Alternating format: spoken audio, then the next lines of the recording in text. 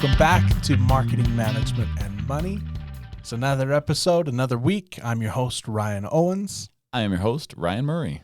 I'm super excited to be here today. I cannot wait for this conversation. This is one of my all-time favorite topics to talk with small businesses about. We're going to be talking about story branding, your messaging, how you talk about your small business. Oh, you do love this. Yeah, it's great. But it's good stuff. Yeah, I really, really love working with small businesses on this point because it really makes such a huge impact long-term for any small business that'll sit down and go through some of these principles. And it really is foundational for your marketing. Yeah. Because when I've gone in and worked with businesses and they're confused on their marketing, they're always confused on their messaging. Yep. When they're tight on their messaging, when they've got it dialed in, when they understand how they're communicating with their customers, there's not confusion. There might be things that they're still working on and trying to improve, but it eliminates the confusion. And I feel like that's key right there, to eliminate the confusion. And we'll go into some ways that you can do that and be clear on that, because oftentimes you think you're clear, you think you're not introducing confusion, and you are. Your ego gets in the way. You're like, no, I'm solid. This is great. I love this. Yeah. And your customer's like, yeah, right, yeah. Staring at you, wide-eyed, teeth together, smiling, like, yeah, sure. So I mean, we talk about this all the time, but Yeah. for our listeners out there, let's get clear. When you say messaging, Right. what I mean, is this like, the little telegraph, singing telegraph that comes and blah, blah, yeah. I mean, what exactly do you mean when you say marketing message? Well, I think the easiest way to describe it is how you talk about your business, right? Mm-hmm. Now, not to be confused with like a tagline or a slogan or a mission statement. Right. I've seen a lot of businesses when we get in and we say, okay, where's your messaging going? And they're just like, we provide quality customer service with, prompt. And I'm like, no. Don't try and sell me, but tell me, what is the underlying tone of everything you put out there? Yeah. And then they pull up that list of bullet points that's like virtue, integrity, honesty. That's fantastic. Do honesty for me. Go ahead. Try that. Do virtue. Can't happen. You can't do a noun, right? So let's kind of dive into this and eliminate some of this confusion for our own customers, right? Okay. I think one of the key points to start out with is when you're looking at your messaging, it's really easy to want to do everything, say everything, be everything to everyone, right? And that is one of the easiest, most intuitive mistakes to make. It really is like this intuitive mistake. It still happens to me occasionally. It's like I'll be going along and I'll want to branch off into something because I see this opportunity. And so I'll start speaking this other message. Mm-hmm. And, 2 miles down that path, I'm like, whoa. This has nothing to do with what my core message is. Yeah. Or it's similar, but it's like drawing me in a different direction, right? Mm-hmm. Whether you, as a small business, introduce a new product line because you're like, yeah, we have the equipment to manufacture that, or you're like, oh, well, I'm a doctor, and so I specialize in family medicine, but orthopedics, it's like like I can do this. Exactly. Just because you can doesn't mean you should. And the same thing applies with your messaging. You want to be really crystal clear and focused, and you want that's got to be your lighthouse that guides you in speaking to your customers, in selling your products, in anything that you do as a company, right? Like you said, it's this underlying message, this undertone, this undercurrent that guides everything that you do. So can I go out on a limb? I want to try something, and it feels a little risky to me, but I think that it's going to work well, and I think we're going to have some fun with it. Sure. Okay. I like risky. Edgy. in our episodes, we try and bring in examples to, qualify what we're talking about and put a little bit of validity behind it. Sure. In this episode, I have a really good example, and it's us. Yeah. And so, it's kind of, this is where the risky comes in, is I would like to use us as an example and analyze ourselves. And, sure. It might expose us to, some areas of weakness that we have. Yeah. But like all of our listeners out there, we're not perfect. We're still working on things. And so, hey, let's go out there. So are you okay? Yeah, let's be vulnerable. I like it. Because sit around in our underwear and talk about weird stuff. Well, I wasn't going to go that far. I'm not in my underwear. Neither is he. We're not. We're not. I promise.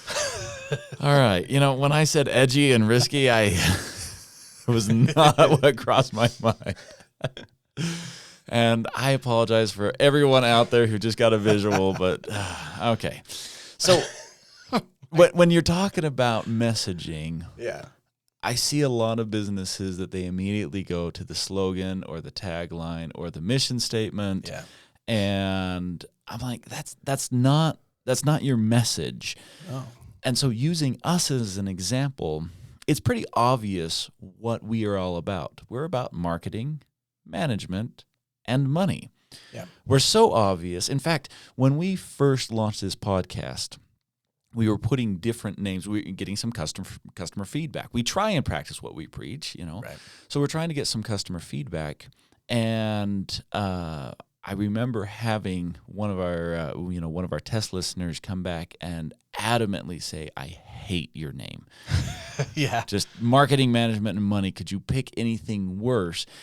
And I said, I'm like, you got to give me more than just you hate it, because honestly, that's what we do. We talk about marketing, management, and money. These are the 3 pillars of small business success. We know this, and so we're going to focus on it. Yeah. And they couldn't give me any rationale other than it's boring. And I'm like, well, I'm sorry that it's boring, but it's accurate.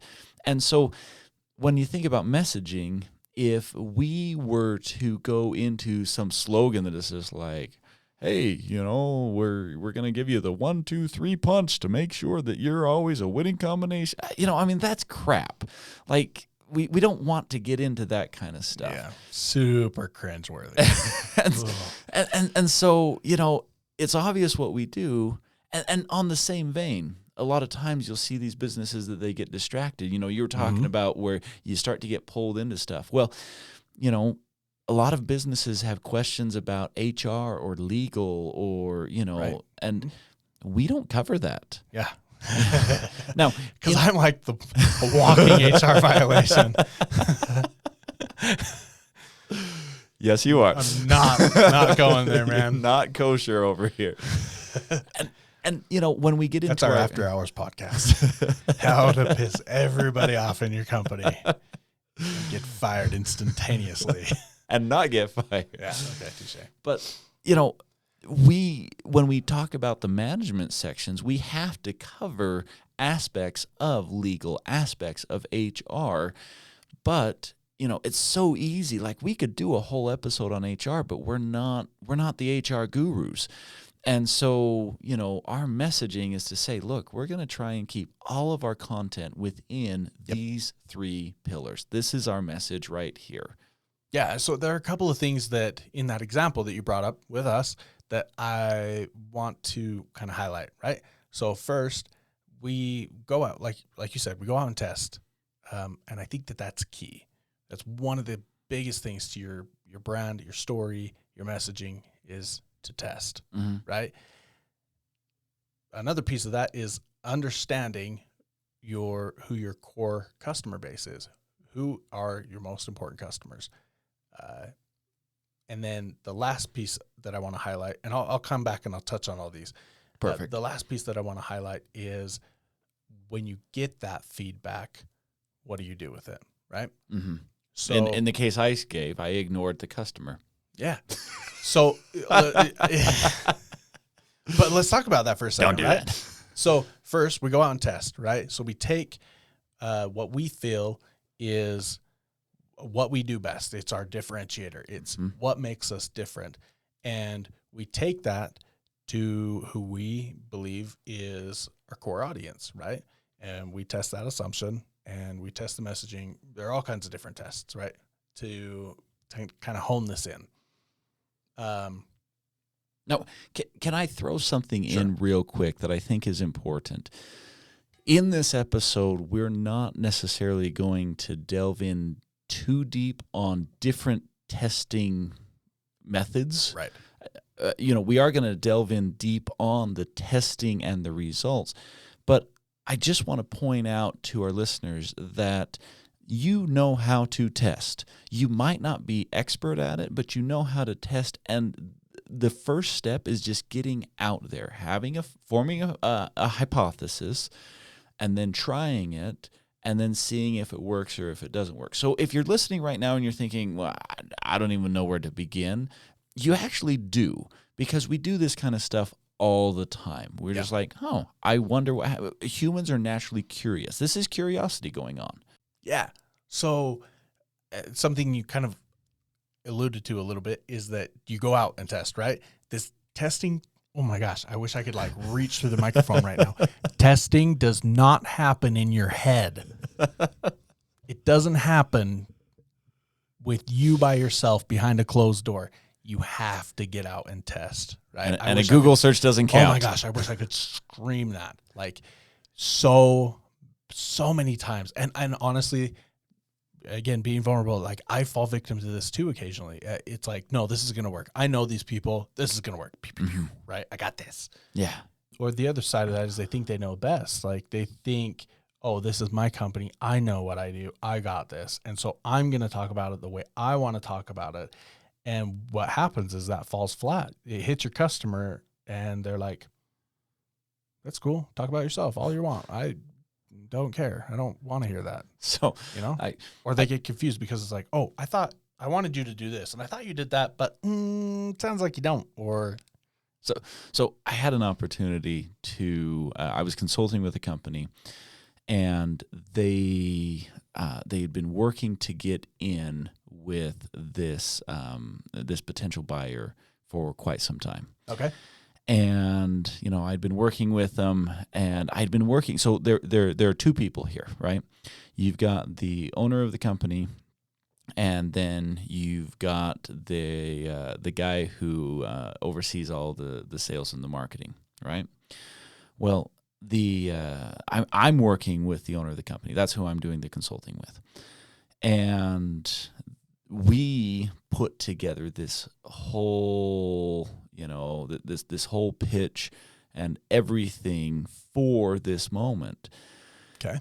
And when, they go and do this pitch, I wasn't present for the pitch. I was kind of the behind the scenes guy. They go and do this pitch. And, when they get back, I want to know how it goes. And so, I reach out and I'm just like, how did this go?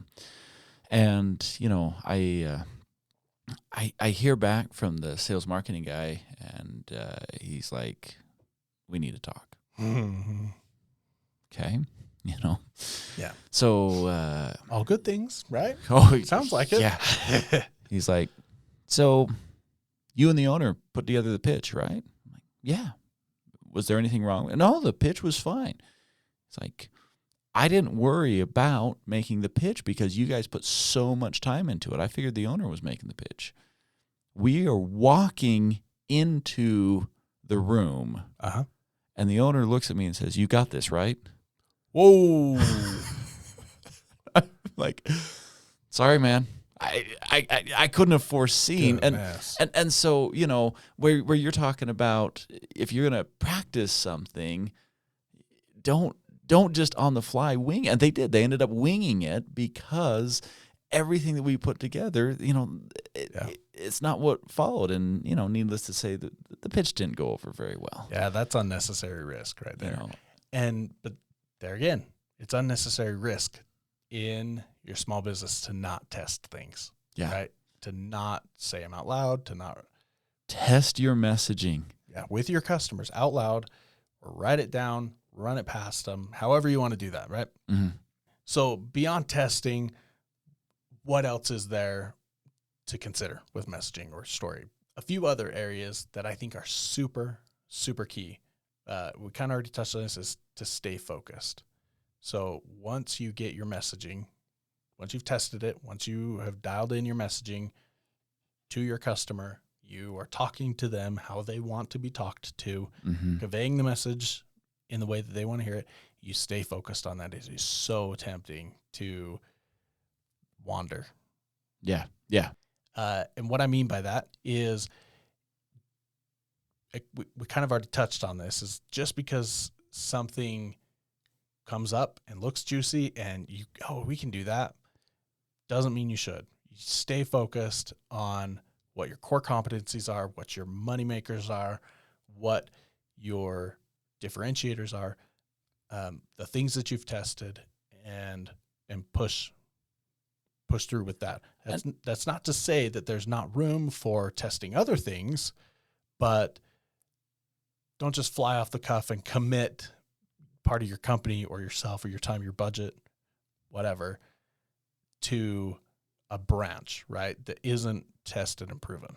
Yeah. And this is really where I look at it and I say, if you've got a consistent message, or I should say messaging, maybe using the imperative form of the verb would be better, because when people think of a message, they go to, that slogan, or it's like, oh, I say one thing one time. It's like, no, you're constantly saying, you're constantly messaging.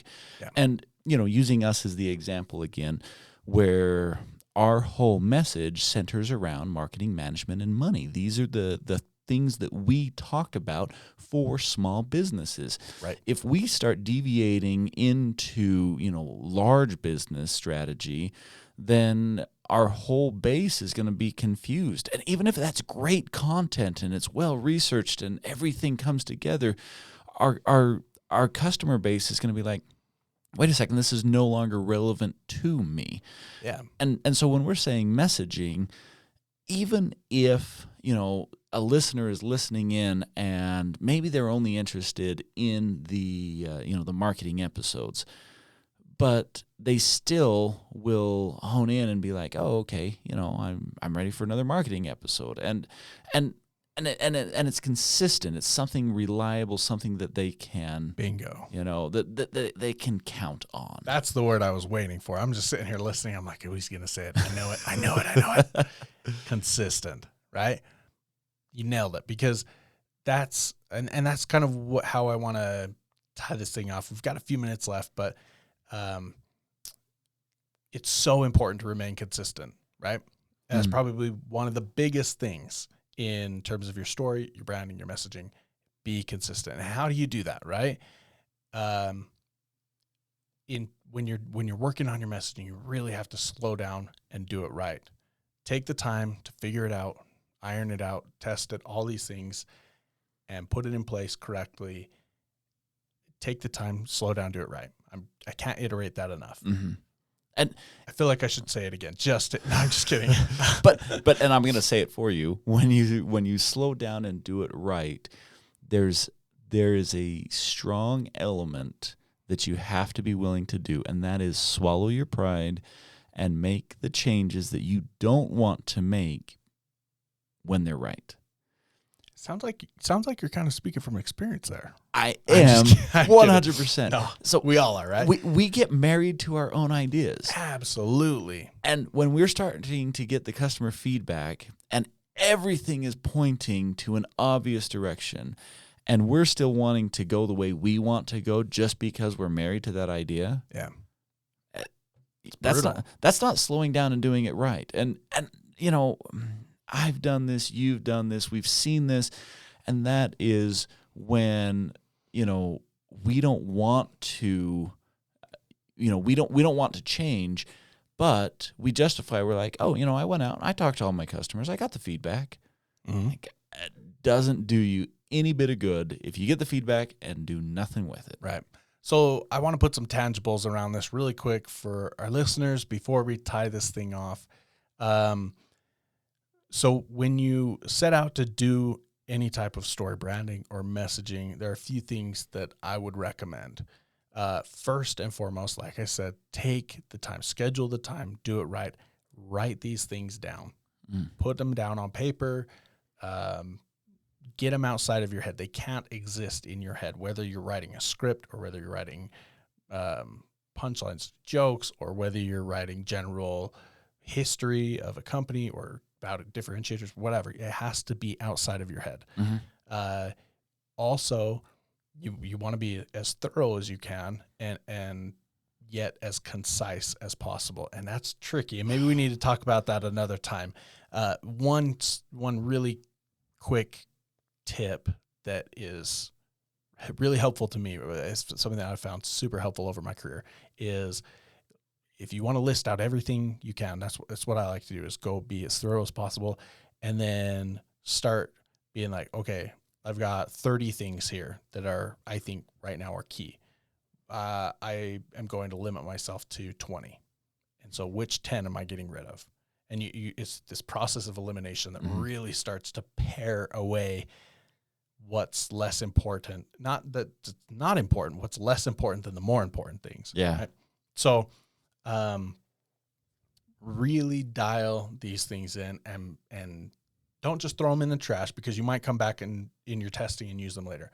And then take that messaging and go out and test it, right? And the end effect of what you're wanting to get is this really big, all-encompassing picture and message about everything that is vital and critical, crucial to your brand and your product and your differentiators and everything.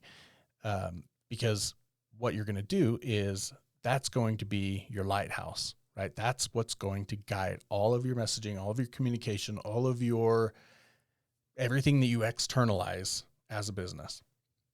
And so if you're writing a script for a commercial or an ad, or you're putting out Facebook posts, what you're going to do is take from this big, broad picture that you've created and nailed down and tested, and you're going to use smaller elements of that. You're going to pull from that and create these smaller tidbits of messaging that you're going to use in those arenas, right? Yeah. So once that's it takes time, right? You can tell that this isn't something that happens overnight. It takes time. So you've got to set the time aside, and you've got to test. Once you get to that, it is a glorious place to be. It really is. And it will do wonders for your small business, for whatever entrepreneurial venture you're exploring, if you take the time to understand it and test it that thoroughly and in an unbiased way. Because there's so many times, again, this is another little tip, there's so many times where you want something to work so bad. Oh my gosh, it's like perfect, and you know it, but it doesn't resonate with your customers. You've got to find a way in your soul to give it up, right? Move on. So you just threw. I know, this is like boom. Yeah. In the last few minutes. I wanted to leave them with some doables. And you did, but I'm going to sum up with this. At the beginning, we said, if you have good messaging, it alleviates confusion. If you have poor messaging, it brings in confusion into your marketing. And so use confusion as a gauge as to whether you're getting this right or not. If you feel like you got confusion, you can re-listen to Ryan's rant that he just went on for the last 10 minutes and follow his steps. It'll clean it up for you. But, keep it simple. Keep moving forward. Keep listening. We'll be back again next week, and thanks for tuning in with us. Thanks, guys.